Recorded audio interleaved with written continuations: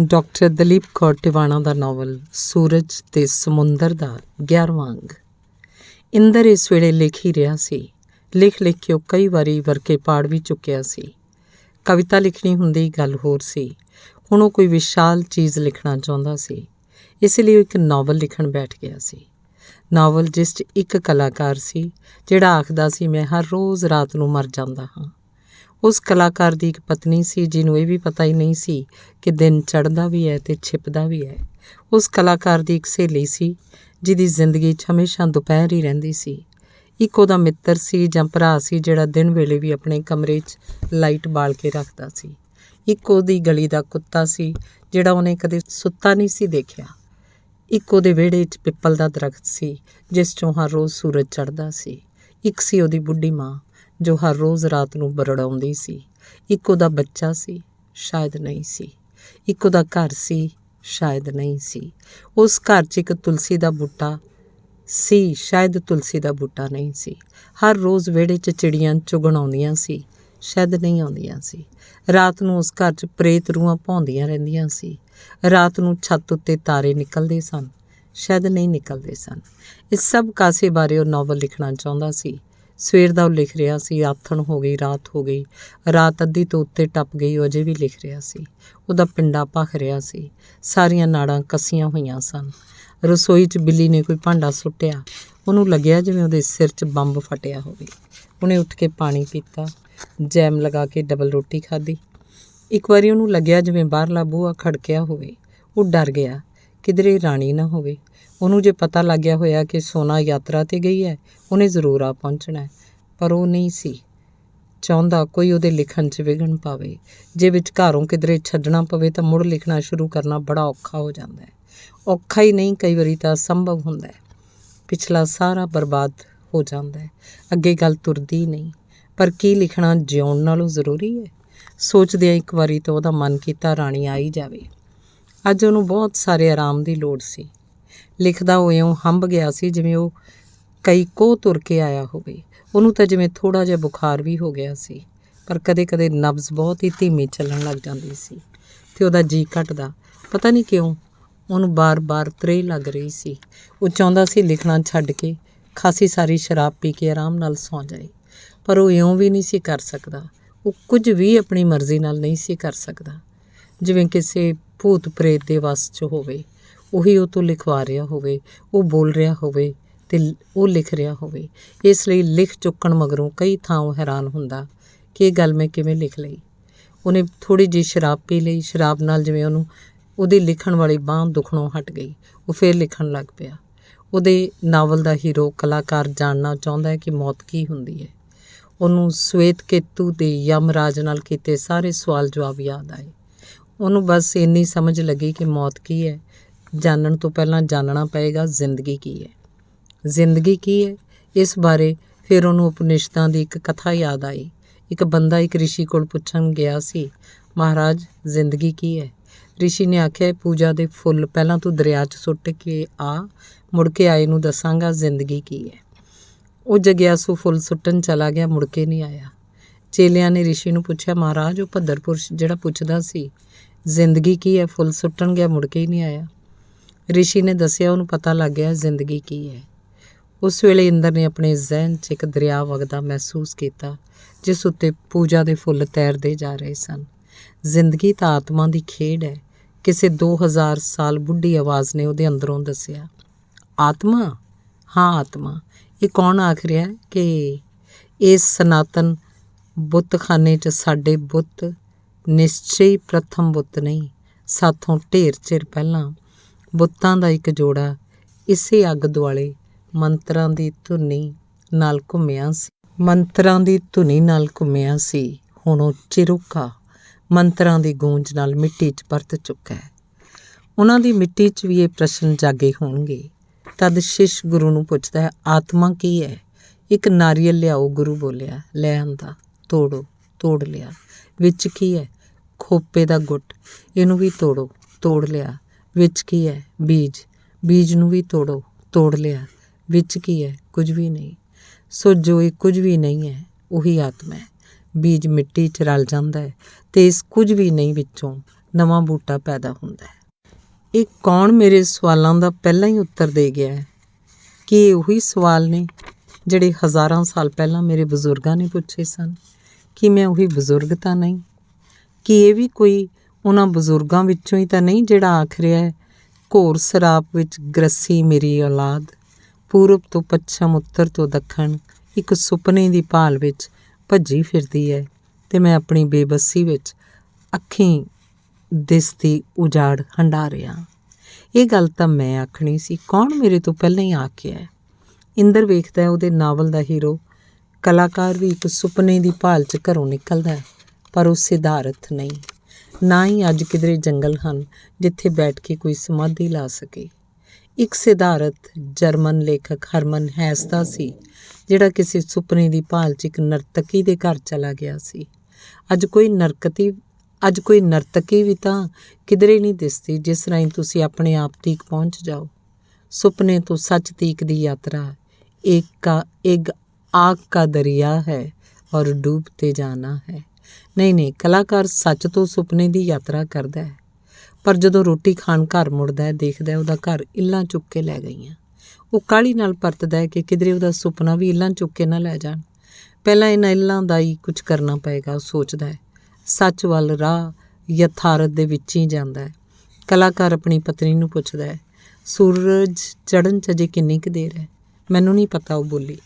ਉਦੋਂ ਹੀ ਉਹਦੀ ਮਿੱਤਰ ਕੁੜੀ ਆ ਕੇ ਦੱਸਦੀ ਹੈ ਕਿ ਚੂਹੇ ਸੂਰਜ ਖਾ ਗਏ। ਪਾਈਡ ਪਾਈਪਰ ਨੂੰ ਬੁਲਾਓ, ਪਰ ਉਹ ਤੁਹਾਡੇ ਬੱਚਿਆਂ ਨੂੰ ਦਰਿਆ 'ਚ ਡੋਬ ਦੇਵੇਗਾ।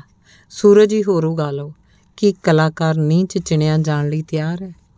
ਇਮਾਰਤ ਹਵਾ ਵਿੱਚ ਹੀ ਲਟਕੀ ਰਹਿਣ ਦਿਓ। ਸਾਰੀ ਧਰਤੀ ਵਾਦਾਂ ਨੇ ਵੰਡ ਲਈ ਹੈ। ਰੱਬ ਜੇ ਸੈਰ ਨੂੰ ਆਇਆ ਕਿੱਥੇ ਠਹਿਰਾਉਂਗੇ? ਆਖ ਦਿਓ ਮੌਸਮ ਠੀਕ ਨਹੀਂ। ਜਦੋਂ ਬੱਚੇ ਦੇ ਜਨਮ ਲਈ ਮਾਂ ਦੀ ਲੋੜ ਨਹੀਂ ਰਹੀ, ਜਾਗਦੇ ਰਹੋ। ਚੌਕੀਦਾਰ ਹੋਕਾ ਦੇ ਰਿਹਾ ਹੈ। ਕੁੱਕੜ ਨੇ ਕੁਵੇਲੇ ਵਾਂਗ ਦਿੱਤੀ। ਕਿਸੇ ਗੌਤਮ ਦੇ ਘਰ ਜਾਣ ਲਈ ਇੰਦਰ ਤੇ ਚੰਦਰਮਾ ਸਾਜ਼ਿਸ਼ ਤਾਂ ਨਹੀਂ ਕਰ ਰਹੇ? ਅੱਜ ਦੀ ਅਹਲਿਆ ਆਪ ਤੁਰ ਕੇ ਇੰਦਰ ਦੇ ਘਰ ਚਲੀ ਜਾਏਗੀ। ਅੱਜ ਉਹਨੂੰ ਸਿਲ ਪੱਥਰ ਹੋ ਜਾਣ ਦਾ ਡਰ ਨਹੀਂ ਰਿਹਾ। ਹੋ ਸਕਦਾ ਹੈ ਇਉਂ ਆਪਣੀ ਪਤਨੀ ਨੂੰ ਤਰੱਕੀ ਦਿਵਾ ਸਕੇ। ਅੱਜ ਨਾਲੇ 'ਚ ਜਿਸ ਨਾਜਾਇਜ਼ ਬੱਚੇ ਦੀ ਲਾਸ਼ ਰੁੜੀ ਜਾ ਰਹੀ ਸੀ, ਉਹ ਕਿਤੇ ਮੈਂ ਹੀ ਤਾਂ ਨਹੀਂ ਸੀ। ਲਿਖਦਿਆਂ ਲਿਖਦਿਆਂ ਇੰਦਰ ਦੇ ਪੈਰਾਂ 'ਚ ਖੱਲੀਆਂ ਪੈਣ ਲੱਗ ਪਈਆਂ। ਉਹਨੇ ਉੱਠ ਕੇ ਸ਼ਰਾਬ ਹੋਰ ਪੀਤੀ। ਲਿਖ ਤਾਂ ਉਹ ਸੱਜੇ ਹੱਥ ਨਾਲ ਰਿਹਾ ਸੀ। ਖੱਬੇ ਹੱਥ ਦੀਆਂ ਉਂਗਲਾਂ ਪਤਾ ਨਹੀਂ ਕਾਹਤੋਂ ਦੁਖ ਰਹੀਆਂ ਸਨ।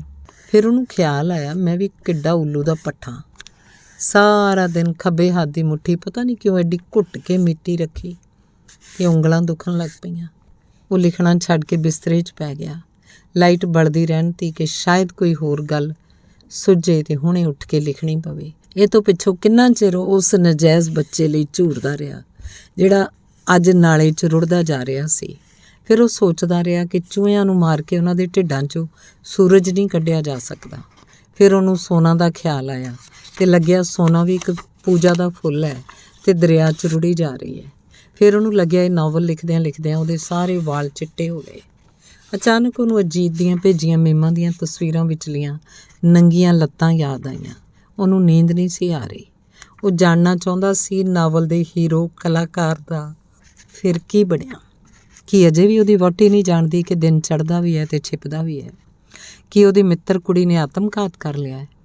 ਉਹਨੂੰ ਕਲਾਕਾਰ ਦੇ ਮਿੱਤਰ ਜਾਂ ਭਰਾ ਦਾ ਵੀ ਫਿਕਰ ਸੀ ਜਿਹੜਾ ਆਪਣੇ ਕਮਰੇ 'ਚ ਦਿਨ ਨੂੰ ਵੀ ਲਾਈਟ ਬਾਲ ਕੇ ਰੱਖਦਾ ਸੀ। ਉਹਦੇ ਵਿਹੜੇ ਦਾ ਪਿੱਪਲ ਤਾਂ ਵੱਢਿਆ ਗਿਆ। ਉਹ ਸੋਚਦਾ ਸੀ ਹੁਣ ਸੂਰਜ ਕਿਸ 'ਚੋਂ ਚੜ੍ਹੇਗਾ। ਹਰ ਵੇਲੇ ਜਾਗਦਾ ਰਹਿਣ ਵਾਲਾ ਉਹਨਾਂ ਦੀ ਗਲੀ ਦਾ ਕੁੱਤਾ ਇੱਕ ਕੁੱਤੀ ਦੇ ਪਿੱਛੇ ਪਤਾ ਨਹੀਂ ਕਿੱਥੇ ਚਲਾ ਗਿਆ। ਹਾਂ, ਇੱਕ ਦਿਨ ਉਹ ਕਲਾਕਾਰ ਅਸਮਾਨ ਨੂੰ ਪੌੜੀ ਲਾ ਕੇ ਰੱਬ ਨੂੰ ਹੇਠਾਂ ਲਾਹ ਲਿਆਉਣਾ ਹੀ ਸੋਚ ਰਿਹਾ ਸੀ ਕਿ ਉਸ ਭਲੇ ਮਾਨਸ ਨੂੰ ਵਿਖਾਈਏ ਕਿ ਇਹ ਹੈ ਤੇਰੀ ਦੁਨੀਆ। ਇੰਦਰ ਸੋਚ ਰਿਹਾ ਸੀ ਹੁਣ ਕੀ ਬਣੇਗਾ ਰੱਬ ਦਾ। ਫਿਰ ਉਹਦਾ ਮਨ ਕੀਤਾ ਜੋ ਕੁਝ ਉਹਨੇ ਲਿਖਿਆ ਉਹਨੂੰ ਪੜ੍ਹ ਕੇ ਤਾਂ ਦੇਖੇ ਕਿ ਕੋਈ ਗੱਲ ਬਣੀ ਹੈ ਕਿ ਨਹੀਂ। ਪਰ ਉਹ ਬਹੁਤ ਥੱਕ ਚੁੱਕਿਆ ਸੀ। ਇੱਕਾ ਇੱਕ ਉਹਨੂੰ ਸੋਨਾ ਦੀ ਬਹੁਤ ਲੋੜ ਮਹਿਸੂਸ ਹੋਈ। ਸੋਨਾ ਅਜੇ ਕਿਹੜੇ ਤੀਰਥ ਉੱਤੇ ਹੋਏਗੀ ਜਾਂ ਸ਼ਾਇਦ ਕਿਧਰੇ ਗੱਡੀ 'ਚ ਹੀ ਜਾ ਰਹੀ ਹੋਵੇ। ਸੋਨਾ ਬਾਰੇ ਸੋਚਦਿਆਂ ਉਹਦੇ ਇੱਕ ਹੌਲ ਜਿਹਾ ਪਿਆ ਜਿਵੇਂ ਸੋਨਾ ਨੂੰ ਨਾ ਜਾਣੇ ਕੀ ਹੋ ਗਿਆ ਸੀ। ਅੰਗ 12ਵਾਂ। ਯਾਤਰੀਆਂ ਦੀ ਗੱਡੀ ਜਿਵੇਂ ਸਵਰਗ ਤੁਰਿਆ ਜਾ ਰਿਹਾ ਸੀ। ਹਰ ਵੇਲੇ ਭਜਨ ਕੀਰਤਨ ਹੁੰਦਾ ਰਹਿੰਦਾ। ਹਰ ਕੋਈ ਹਰ ਕਿਸੇ ਨੂੰ ਪਿਆਰ ਸ਼ਰਧਾ ਨਾਲ ਬੁਲਾਉਂਦਾ। ਹਰ ਕੋਈ ਹਰ ਕਿਸੇ ਦਾ ਖਿਆਲ ਰੱਖਦਾ। ਹਰ ਕੋਈ ਹਰ ਕਿਸੇ ਦੀ ਸੇਵਾ ਕਰਨੀ ਚਾਹੁੰਦਾ। ਸਭ ਸੰਤ ਪ੍ਰਤਾਪ ਮਹਾਰਾਜ ਦਾ ਪ੍ਰਤਾਪ ਸੀ। ਸੰਤ ਮਹਾਰਾਜ ਦੇ ਬੜੇ ਬੜੇ ਅਮੀਰ ਸ਼ਰਧਾਲੂ ਸਨ। ਇਸੇ ਲਈ ਆਪ ਦੇ ਆਖਣ ਉੱਤੇ ਯਾਤਰੀਆਂ ਲਈ ਸਪੈਸ਼ਲ ਗੱਡੀ ਤੁਰੀ ਸੀ। ਸੰਤ ਮਹਾਰਾਜ ਖੁਦ ਨਾਲ ਜਾ ਕੇ ਸੰਗਤਾਂ ਨੂੰ ਯਾਤਰਾ ਕਰਵਾ ਕੇ ਲਿਆ ਰਹੇ ਸਨ। ਉਹਨਾਂ ਲਈ ਖਾਸ ਡੱਬਾ ਰਿਜ਼ਰਵ ਸੀ ਤਾਂ ਜੋ ਆਸਾਨੀ ਨਾਲ ਪਾਠ ਪੂਜਾ ਕਰ ਸਕਣ ਤੇ ਸਮਾਧੀ ਲਗਾ ਸਕਣ। ਸੰਤ ਮਹਾਰਾਜ ਚਿੱਟੇ ਕਸ਼ਮੀਰੀ ਰੇਸ਼ਮ ਦੇ ਚੋਲੇ, ਪੈਰੀਂ ਖੜਾਵਾਂ ਉੱਤੇ ਪਸ਼ਮੀਨੇ ਦੇ ਸ਼ਾਲ 'ਚ ਸਾਕਸ਼ਾਤ ਕੋਈ ਅਵਤਾਰ ਲੱਗਦੇ ਸਨ। ਦਗ ਦਗ ਕਰਦਾ ਲਾਲ ਸੂਆ ਚਿਹਰਾ, ਕੋਮਲ ਹੱਥ ਪੈਰ, ਨੂਰਾਨੀ ਮੁਸਕਰਾਹਟ। ਦੂਰੋਂ ਦੂਰੋਂ ਲੋਕ ਆਪ ਦੇ ਦਰਸ਼ਨਾਂ ਨੂੰ ਆਉਂਦੇ ਸਨ। ਜਿਸ ਸ਼ਹਿਰ 'ਚ ਗੱਡੀ ਪਹੁੰਚਦੀ ਉੱਥੋਂ ਦੀਆਂ ਸੰਗਤਾਂ ਪਹਿਲਾਂ ਹੀ ਦੁੱਧ, ਚਾਹ, ਦਾਲ, ਭਾਜੀ, ਪੂਰੀਆਂ ਆਦਿ ਲਈ ਸਟੇਸ਼ਨ 'ਤੇ ਪਹੁੰਚੇ ਹੁੰਦੇ। ਸਭ ਹੀ ਆਪਣਾ ਜਨਮ ਸਫਲਾ ਕਰਨਾ ਚਾਹੁੰਦੇ ਸਨ। ਜਿਸ ਵੀ ਤੀਰਥ ਉੱਤੇ ਜਾਂਦੇ ਸੰਤ ਮਹਾਰਾਜ ਨੂੰ ਲੋਕ ਅੱਗੋਂ ਲੈਣ ਆਏ ਹੁੰਦੇ। ਸੰਤ ਮਹਾਰਾਜ ਕਥਾ ਵਾਰਤਾ ਵੇਲੇ ਜਿਹੜਾ ਪ੍ਰਸੰਗ ਸੁਣਾਉਂਦੇ, ਯਾਤਰੀ ਉਸੇ ਪ੍ਰਸੰਗ ਵਿਚਲੇ ਪਾਤਰ ਬਣ ਕੇ ਜਿਉਣ ਦੀ ਕੋਸ਼ਿਸ਼ ਕਰਦੇ। ਸਤਯੁਗੀ ਜੀਵ ਪ੍ਰਤੀਤ ਹੁੰਦੇ। ਇੱਕ ਦਿਨ ਕਿਸੇ ਯਾਤਰੀ ਦਾ ਗੱਡੀ 'ਚ ਬਟੂਆ ਕੱਢਿਆ ਗਿਆ। ਉਸ ਦਿਨ ਹਰ ਥਾਂ ਕਥਾ ਵਾਰਤਾ ਵੇਲੇ ਸੰਤ ਮਹਾਰਾਜ ਜਿਵੇਂ ਉਸ ਨਰਕੀ ਜੀਵ ਨੂੰ ਸੰਬੋਧਨ ਕਰਕੇ ਸਮਝਾਉਂਦੇ ਰਹੇ ਕਿ ਸਭ ਕਰਮਾਂ ਦਾ ਹਿਸਾਬ ਦੇਣਾ ਪੈਂਦਾ ਹੈ। ਇੱਥੋਂ ਦੀ ਹਰ ਵਸਤ ਇੱਥੇ ਹੀ ਰਹਿ ਜਾਣੀ ਹੈ। ਮਾਇਆ ਤਾਂ ਨਾਗਣੀ ਹੈ, ਚੋਰੀ ਪਾਪ ਹੈ, ਪਾਪੀ ਨਰਕੀ ਜਾਂਦੇ ਹੈ। ਚੋਰੀ ਕਰਨ ਵਾਲੇ ਦਾ ਮਨ ਇੰਨਾ ਦਰਵਿਆ ਕਿ ਰਾਤ ਨੂੰ ਬਟੂਆ ਉਹਨੇ ਇੱਕ ਸੀਟ ਹੇਠਾਂ ਸੁੱਟ ਦਿੱਤਾ। ਲੋਕ ਤਾਂ ਇੱਥੋਂ ਤੱਕ ਆਖਦੇ ਸੀ ਕਿ ਸੰਤ ਮਹਾਰਾਜ ਨੇ ਆਪਣੀ ਸ਼ਕਤੀ ਨਾਲ ਬਟੂਆ ਚੋਰ ਕੋਲੋਂ ਸੁੱਟਵਾ ਲਿਆ। ਕਈ ਤਾਂ ਆਖਦੇ ਸੀ ਬਟੂਆ ਆਪ ਹੀ ਤੁਰ ਕੇ ਆ ਗਿਆ। ਸੋਨਾ ਨੂੰ ਸੰਤ ਮਹਾਰਾਜ ਨੇ ਆਪ ਕਈ ਵਾਰੀ ਪੁੱਛਿਆ ਸੀ, ਦੇਵੀ ਕੋਈ ਤਕਲੀਫ ਤਾਂ ਨਹੀਂ? ਉਸ ਵੇਲੇ ਅਨੇਕਾਂ ਯਾਤਰੀ ਰਸ਼ਕ ਨਾਲ ਸੋਨਾ ਵੱਲ ਵੇਖਦੇ, ਸੋਚਦੇ ਤਾਂ ਸੰਤ ਮਹਾਰਾਜ ਤੋਂ ਜੋ ਮਰਜ਼ੀ ਮੰਗ ਲਏ। ਆਖਦੇ ਨੇ ਸੰਤ ਦਾ ਆਖਾ ਤਾਂ ਰੱਬ ਵੀ ਨਹੀਂ ਮੋੜਦਾ। ਕੁੱਲਾਂ ਤਰ ਜਾਣਗੀਆਂ ਇਹ ਸੁਮਰੇ ਰੱਬ ਘਰ ਦੀ ਚੌਂਪਨਾ ਲੱਗ ਗਈ। ਕੋਈ ਸਿਆਣੀ ਉਮਰ ਦੀ ਜਨਾਨੀ ਉਸ ਵੱਲ ਦੇਖ ਕੇ ਆਖਦੀ। ਗੱਡੀ ਮਥੁਰਾ ਪਹੁੰਚ ਗਈ। ਮਥੁਰਾ ਕ੍ਰਿਸ਼ਨ ਭਗਵਾਨ ਦਾ ਸ਼ਹਿਰ ਸੀ। ਸੋਨਾ ਨੂੰ ਲੱਗਿਆ ਹੁਣੇ ਕਿਸੇ ਗਲੀ 'ਚੋਂ ਕ੍ਰਿਸ਼ਨ ਮਹਾਰਾਜ ਬਾਂਸਰੀ ਵਜਾਉਂਦੇ ਆ ਪ੍ਰਗਟ ਹੋਣਗੇ, ਉਹਨਾਂ ਦੇ ਨਾਲ ਗੋਪੀਆਂ ਵੀ ਹੋਣਗੀਆਂ। ਉਸ ਘੜੀ ਉਹਨੂੰ ਲੱਗਿਆ ਜਿਵੇਂ ਉਹ ਵੀ ਇੱਕ ਗੋਪੀ ਸੀ ਤੇ ਕਿੰਨੇ ਹੀ 100 ਸਾਲ ਤੋਂ ਮਥੁਰਾ ਦੀਆਂ ਗਲੀਆਂ 'ਚ ਫਿਰ ਰਹੀ ਸੀ। ਇੱਕ ਸਰਾਂ 'ਚ ਸਾਰੀ ਸੰਗਤ ਠਹਿਰੀ। ਸਰਾਂ ਬਹੁਤ ਵੱਡੀ ਸੀ, ਜਿਸ ਕਰਕੇ ਜਿਨ੍ਹਾਂ ਲੋਕਾਂ ਨੇ ਚਾਹਿਆ ਕੱਲਿਆਂ ਨੂੰ ਕਮਰਾ ਮਿਲ ਗਿਆ। ਸੋਨਾ ਨੇ ਵੀ ਇਕੱਲੀ ਨੇ ਕਮਰਾ ਲੈ ਲਿਆ। ਬਹੁਤ ਰਾਤ ਤੀਕ ਸ਼ਬਦ ਕੀਰਤਨ ਹੁੰਦਾ ਰਿਹਾ। ਸ਼ਹਿਰ ਵਾਸੀ ਭੰਡਾਰਾ ਲੈ ਆਏ। ਸੰਤ ਮਹਾਰਾਜ ਨੇ ਆਪਣੇ ਹੱਥੀਂ ਵਰਤਾਇਆ। ਆਪ ਭਾਵੇਂ ਉਹ ਅੰਨ ਨੂੰ ਮੂੰਹ ਨਹੀਂ ਸੀ ਲਾਉਂਦੇ, ਕਿਉਂਕਿ ਅੰਨ ਖਾਦਿਆਂ ਨੇਸਤੀ ਵੱਧਦੀ ਹੈ, ਭਜਨ ਨਹੀਂ ਹੁੰਦਾ। ਉਹ ਸਿਰਫ ਦੁੱਧ ਤੇ ਫਲਾਂ ਦੇ ਸੰਜਮੀ ਆਹਾਰ ਉੱਤੇ ਹੀ ਸਾਰ ਲੈਂਦੇ ਸੀ। ਸੋਨਾ ਵੀ ਵਰਤਾਉਣ ਵਾਲਿਆਂ 'ਚ ਸੀ। ਸ਼ਹਿਰ ਦੀਆਂ ਸੰਗਤਾਂ 'ਚੋਂ ਕੋਈ ਸੰਤ ਮਹਾਰਾਜ ਦੇ ਨਾਲ ਹੀ ਸੋਨਾ ਦੇ ਵੀ ਪੈਰੀਂ ਹੱਥ ਲਾ ਦਿੰਦਾ। ਸੋਨਾ ਰੋਕਦੀ ਰਹਿ ਜਾਂਦੀ। ਸਭ ਭਜਨ ਦਾ ਪ੍ਰਤਾਪ ਸੀ। ਦਿਨ ਭਰ ਨੇੜੇ ਤੇੜੇ ਦੀਆਂ ਦਰਸ਼ਨਯੋਗ ਥਾਵਾਂ ਦੇ ਦਰਸ਼ਨ ਕਰਕੇ ਰਾਤੀ ਥੱਕੇ ਟੁੱਟੇ ਯਾਤਰੀ ਛੇਤੀ ਸੌਣ ਲੱਗੇ। ਸੰਤ ਮਹਾਰਾਜ ਨੇ ਵੀ ਅੱਜ ਕਥਾ ਵਾਰਤਾ ਛੇਤੀ ਮੁਕਾ ਦਿੱਤੀ। ਸੋਨਾ ਕਮਰੇ 'ਚ ਆ ਕੇ ਪੈ ਗਈ। ਅੰਦਰੋਂ ਕੁੰਡਾ ਵੀ ਬੰਦ ਕਰ ਲਿਆ, ਪਰ ਰਾਤ ਨੂੰ ਉਹਨੂੰ ਬੜੀ ਤ੍ਰੇਹ ਲੱਗੀ। ਉਹ ਨਲਕੇ 'ਤੇ ਪਾਣੀ ਪੀਣ ਗਈ। ਪਾਣੀ ਮੈਨੂੰ ਵੀ ਦੇਵੀਂ ਦੇਵੀ, ਸੰਤ ਮਹਾਰਾਜ ਨੇ ਕਮਰੇ ਦੀ ਲਾਈਟ ਬਾਲ ਕੇ ਕਿਹਾ। ਸੋਨਾ ਪਾਣੀ ਲੈ ਗਈ। ਬੈਠ ਜਾ। ਸੰਤ ਮਹਾਰਾਜ ਦਾ ਹੁਕਮ ਸੀ। ਉਹ ਬੈਠ ਗਈ। ਲਿਖਣਾ ਜਾਣਦੀ ਹੈ ਨਾ ਦੇਵੀ? ਸੰਤ ਮਹਾਰਾਜ ਨੇ ਪੁੱਛਿਆ। ਹਾਂਜੀ, ਸੋਨਾ ਨੇ ਕਿਹਾ। ਮੈਂ ਇੱਕ ਗ੍ਰੰਥ ਰਚ ਰਿਹਾ। ਇਹਨਾਂ ਸਵਾਸਾਂ ਦਾ ਕੀ ਭਰੋਸਾ, ਲੋਕਾਂ ਲਈ ਕੁਝ ਛੱਡ ਜਾਣਾ ਚਾਹੁੰਦਾ। ਸੰਤ ਮਹਾਰਾਜ ਨੇ ਕਾਪੀ ਤੇ ਪੈਨਸਲ ਉਹਨੂੰ ਫੜਾਉਂਦਿਆਂ ਦੱਸਿਆ। ਮੈਂ ਜੋ ਬੋਲਾਂ ਲਿਖੀ ਜਾਈ, ਵਿੱਚ ਨਾ ਬੋਲੀ। ਅੱਛਾ ਲਿਖ। ਹਾਂਜੀ। ਸੋਨਾ ਲਿਖਣ ਲਈ ਤਿਆਰ ਹੋ ਕੇ ਬੈਠਦੀ ਬੋਲੀ। ਬੋਲੋ ਜੀ ਸ੍ਰੀ ਵਾਹਿਗੁਰੂ ਸਤਨਾਮ ओम हरि कृष्ण जय सीताराम शिव शंभू 33 करोड़ देवी देवतियों को हमारी नमस्कार। ਲਿਖਦੀ ਲਿਖਦੀ ਸੋਨਾ ਨੂੰ ਲੱਗਿਆ ਤੁਰਦੇ ਸੰਤ ਮਹਾਰਾਜ ਜਦੋਂ ਉਹਦੇ ਨੇੜੇ ਆ ਜਾਂਦੇ ਆ ਤਾਂ ਉਹਨਾਂ ਕੋਲੋਂ ਇੱਕ ਬੜੀ ਵਧੀਆ ਖੁਸ਼ਬੂ ਆਉਂਦੀ ਹੈ, ਜਿਵੇਂ ਕੋਈ ਸੈਂਟ ਲਾਇਆ ਹੋਵੇ। ਫਿਰ ਉਹਨੂੰ ਲੱਗਿਆ ਪਾਪੀ ਮਨ ਕੀ ਦਾ ਕੀ ਸੋਚ ਜਾਂਦਾ ਹੈ। ਇਹ ਭਜਨ ਬੰਦਗੀ ਦੀ ਖੁਸ਼ਬੂ ਵੀ ਤਾਂ ਹੋ ਸਕਦੀ ਹੈ। संत महाराज अगे लिखवाउण लगे। ये संसार भव सागर है, बंदा पानी के बुलबुले की न्याई है। इच्छावां प्राणी को मुड़ मुड़ जून में पौंदियां हैं। अगर पानी पीने की इच्छा है तो पानी भी लेना चाहिए, तभी इच्छा से मुक्ति मिलेगी और भगवान के चरणों में ध्यान लगेगा। सब उस प्रभु की लीला है। ये सुंदर शरीर उसी की देन है। यह सच्चे की कोठड़ी है। भगवान के पाने के दो रास्ते हैं, एक त्याग का और एक पूर्ति का। भोजन से अगर मन तृप्त हो जाएगा तो शांत हो जाएगा। वे भगवान मनुष्य के तरह तरह के इम्तिहान लेता है, डोलना नहीं चाहिए, ये सब उसी का हुक्म है। ਤੇ ਸੋਨਾ ਲਿਖਦੀ ਗਈ। ਸੰਤ ਮਹਾਰਾਜ ਟਹਿਲਦੇ ਉਹਦੇ ਨੇੜੇ ਆ ਕੇ ਬੈਠ ਗਏ। ਉਹ ਲਿਖਵਾਉਣਾ ਭੁੱਲ ਗਏ। ਕਿਆ ਦੇਵੀ, ਤੇਰੇ ਕੋਈ ਬੱਚਾ ਨਹੀਂ? ਸੰਤ ਮਹਾਰਾਜ ਨੇ ਪੁੱਛਿਆ। ਨਹੀਂ ਜੀ, ਸੋਨਾ ਨੇ ਦੱਸਿਆ ਤੇ ਨਾਲ ਹੀ ਉਹ ਹੈਰਾਨ ਹੋ ਰਹੀ ਸੀ कि संत महाराज ਨੂੰ ਇਹ ਗੱਲ ਕਿਵੇਂ पता लग गई। तभी हमारे अंतर ध्यान होने में विघ्न पड़ रहा है। बच्चे के बगैर औरत नागन होती है, माँ जो नहीं होती। मगर आप प्रभु के चरणों में आई हो, प्रभु की कृपा से बच्चा तेरे को ज़रूर प्राप्त होगा। प्रभु की भी यही इच्छा है। सोना कोई जवाब नहीं देता।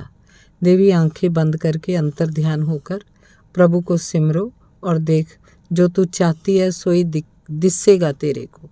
तुम्हारी इच्छा सामने आएगी, उसी से भागो, उससे भागो नहीं। कवल जल में भी निर्लेप रहता है। सोना ने ਉੱਪਰ ਦੇਖਿਆ। ਸੰਤ ਮਹਾਰਾਜ ਕੀ ਆਖ ਰਹੇ ਸੀ। ਉਹ ਬੜੇ ਤਰੁੱਠੇ ਜਾਪਦੇ ਸੀ। ਸੋਨਾ ਸੰਤ ਮਹਾਰਾਜ ਦੇ ਹੁਕਮ ਅਨੁਸਾਰ ਅੰਤਰ ਧਿਆਨ ਹੋ ਕੇ ਆਪਣੀ ਇੱਛਾ ਬਾਰੇ ਸੋਚਣ ਲੱਗੀ, ਪਰ ਉਹਨੂੰ ਕੁਝ ਨਹੀਂ ਸੀ ਦਿਸ ਰਿਹਾ, ਹਨੇਰਾ ਹੀ ਹਨੇਰਾ। ਫਿਰ ਪਤਾ ਨਹੀਂ ਕਿਵੇਂ ਹੋਇਆ, ਪਤਾ ਨਹੀਂ ਉਹ ਸੁਪਨਾ ਸੀ ਕਿ ਸੱਚ ਉਹਦੀ ਇੱਛਾ ਦਾ ਇਹ ਸਾਕਾਰ ਰੂਪ ਸੀ, ਜਾਂ ਸੰਤ ਮਹਾਰਾਜ ਦਾ ਉਹ ਕਿਸੇ ਦੀਆਂ ਬਾਹਾਂ ਵਿੱਚ ਸੀ। ਚੁਫੇਰੇ ਘੁੱਪ ਹਨੇਰਾ ਸੀ। ਪਤਾ ਨਹੀਂ ਬੱਤੀ ਕਦੋਂ ਬੁਝ ਗਈ ਸੀ। ਪਲ ਦੇ ਪਲ ਲਈ ਸੋਨਾ ਨੂੰ ਗਸ਼ ਜਿਹੀ ਪੈ ਗਈ। ਹੁਣ ਨਾ ਉਹਨੂੰ ਕੁਝ ਦਿਸਦਾ ਸੀ ਨਾ ਸੁਣਦਾ। ਡੂੰਘੇ ਪਾਣੀਆਂ 'ਚ ਜਿਵੇਂ ਉਹ ਥੱਲੇ ਹੀ ਥੱਲੇ ਲਹਿੰਦੀ ਜਾ ਰਹੀ ਸੀ। ਉਹਦੇ ਧੁਰ ਅੰਦਰੋਂ ਕਿਧਰੋਂ ਕੋਈ ਆਵਾਜ਼ ਉੱਠੀ, ਪਰ ਰਾਹ 'ਚ ਹੀ ਕਿਧਰੇ ਖੋ ਗਈ। ਉਹ ਹਫ ਗਈ, ਉਹਦਾ ਦਮ ਘੁੱਟਿਆ ਗਿਆ ਤੇ ਉਹ ਬੇਬਸ ਜਿਹੀ ਹੋ ਕੇ ਚੀਖ ਪਈ। ਸੰਗਤ 'ਚ ਹਫੜਾ ਦਫੜੀ ਮਚ ਗਈ। ਜਦੋਂ ਥੱਕੇ ਟੁੱਟੇ ਸੁੱਤ ਨੀਂਦਰੇ ਲੋਕ ਉੱਥੇ ਪਹੁੰਚੇ, ਲਾਈਟ ਜਗਾਈ ਗਈ। ਉਸ ਵੇਲੇ ਸੰਤ ਮਹਾਰਾਜ ਸਰਾਂ ਦੇ ਬਾਹਰਲੇ ਦਰਵਾਜ਼ੇ ਤੋਂ ਅੰਦਰ ਦਾਖਲ ਹੋ ਰਹੇ ਸਨ। सब वाहेगुरु वाहेगुरु जपो। कोई प्रेत रूह इसका पीछा कर रही थी। मैं बाहर स्नान के लिए गया था, मेरे को वहीं मालूम हो गया देवी कष्ट में है। यात्रा पर आने का कारण बच गई, वरना वो प्रेत रूह इसकी जान लेने आई थी। तभी ये भागकर मेरे वाले कमरे में आ गई होगी, मगर अब इसे कुछ याद नहीं होगा। प्रेत रूह तो जिसका जी चाहे रूप धार लेती है, मेरा तुम्हारा किसी का भी रूप। ਸੰਤ ਮਹਾਰਾਜ ਸੰਗਤ ਨੂੰ ਦੱਸ ਰਹੇ ਸਨ। ਪੀਲੀ ਭੂਖ ਹੋਈ ਬੌਂਦਲੀ ਸੋਨਾ ਵੀ ਇਹ ਗੱਲਾਂ ਸੁਣ ਰਹੀ ਸੀ। ਉਹਨੂੰ ਸਮਝ ਨਹੀਂ ਸੀ ਲੱਗ ਰਹੀ ਇਹਨਾਂ 'ਚੋਂ ਕਿਹੜੀ ਗੱਲ ਸੱਚ ਹੈ, ਕਿਹੜੀ ਝੂਠ। ਫਿਰ ਸੰਤ ਮਹਾਰਾਜ ਤੇ ਸਾਰੀ ਸੰਗਤ ਨੇ ਸੋਨਾ ਲਈ ਅਰਦਾਸ ਕੀਤੀ। ਸੰਤ ਮਹਾਰਾਜ ਨੇ ਤਵੀਤ ਗਲ 'ਚ ਪਾਉਣ ਲਈ ਦਿੱਤਾ ਤੇ ਆਖਿਆ, ਦੇਵੀ ਘਬਰਾ ਮਤ। ਸੰਤ ਮਹਾਰਾਜ ਨੇ ਟੈਕਸੀ ਕਰਕੇ ਸੋਨਾ ਨੂੰ ਵਾਪਸ ਭੇਜਿਆ। ਇੱਕ ਸੇਵਾਦਾਰ ਨਾਲ ਤੋਰਿਆ। ਗੁੰਮਸੁੰਮ ਹੋਈ ਸੋਨਾ ਦੇ ਸਿਰ ਤੇ ਹੱਥ ਫੇਰ ਕੇ ਕਿਹਾ, बच गई देवी, साध संगत ने बचा लिया। भगवान का लाख लाख शुक्र, पुण्य दान करना। सारी संगत आख रही सी, धन संत जी महाराज, धन संत जी महाराज, जिन्होंने प्रेत रूप से बचा लिया। सोना ਨੂੰ ਪਿੱਛੇ ਨੂੰ ਤੋਰ ਕੇ ਯਾਤਰਾ ਵਾਲੀ ਗੱਡੀ ਅੱਗੇ ਨੂੰ ਤੁਰ ਪਈ। ਵਿਚਾਰੀ ਦੀ ਕਿਸਮਤ 'ਚ ਨਹੀਂ ਸੀ ਪੂਰੀ ਯਾਤਰਾ। ਕੋਈ ਆਖਦਾ, ਚਲੋ ਸੰਤ ਮਹਾਰਾਜ ਦੇ ਪ੍ਰਤਾਪ ਨਾਲ ਜਾਨ ਬਚ ਗਈ, ਯਾਤਰਾ ਫੇਰ ਕਦੇ ਹੋ ਜਾਏਗੀ। ਕੋਈ ਦੂਜਾ ਕਹਿੰਦਾ, ਸੰਤ ਮਹਾਰਾਜ ਨੇ ਤਾਂ ਅੱਗੇ ਵੀ ਫਲਾਣੀ ਨੂੰ ਇਉਂ ਬਚਾਇਆ। ਹਰ ਕੋਈ ਆਪਣੀ ਜਾਣਕਾਰੀ ਦੱਸ ਰਿਹਾ ਸੀ। ਯਾਤਰੀਆਂ ਦੀ ਗੱਡੀ ਜਾ ਰਹੀ ਸੀ ਜਿਵੇਂ ਸਤਯੁਗ ਤੁਰਿਆ ਜਾ ਰਿਹਾ ਹੋਵੇ। ਭਜਨ ਕੀਰਤਨ ਹੋ ਰਿਹਾ ਸੀ। ਹਰ ਕੋਈ ਹਰ ਕਿਸੇ ਨੂੰ ਪਿਆਰ ਸ਼ਰਧਾ ਨਾਲ ਬੁਲਾਉਂਦਾ। ਹਰ ਕੋਈ ਹਰ ਕਿਸੇ ਦਾ ਖਿਆਲ ਰੱਖਦਾ। ਹਰ ਕੋਈ ਹਰ ਕਿਸੇ ਦੀ ਸੇਵਾ ਕਰਨੀ ਚਾਹੁੰਦਾ। ਪਰ ਸੰਤ ਮਹਾਰਾਜ ਦਾ ਪ੍ਰਤਾਪ ਸੀ। ਸਭ ਸੰਤ ਮਹਾਰਾਜ ਦਾ ਪ੍ਰਤਾਪ ਸੀ। ਧੰਨਵਾਦ। ਚੱਲਦਾ।